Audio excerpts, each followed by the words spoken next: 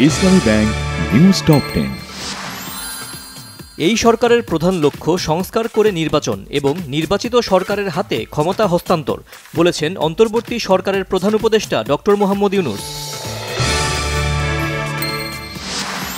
দেশের আইন শৃঙ্খলা পরিস্থিতি খুব ভালো না হলেও সন্তোষজনক, বলেছেন স্বরাষ্ট্র উপদেষ্টা অবসরপ্রাপ্ত লেফটেন্যান্ট জেনারেল জাহাঙ্গীর আলম চৌধুরী। শ্রম ও কর্মসংস্থান উপদেষ্টা আসিফ মাহমুদ সজীব ভূঁইয়া বলেছেন, শিল্পাঞ্চলে আইন শৃঙ্খলা বাহিনী ধৈর্যের সাথে কাজ করছে, কিন্তু গুজবের ফলে সোমবারের অনাকাঙ্ক্ষিত ঘটনা। গাজীপুর ও আশুলিয়ায় আজও শ্রমিকদের বিক্ষোভ, সড়ক অবরোধ।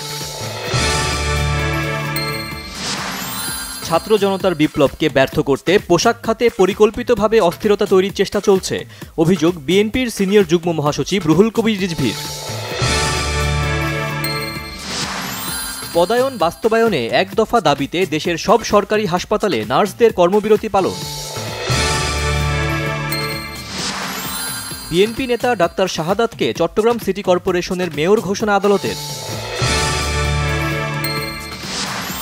সুনামগঞ্জের ধর্মপাশায় আশ্রয়ণ প্রকল্পের ঘরে আগুন, নারী শিশু সহ একই পরিবারের 6 জনের মৃত্যু।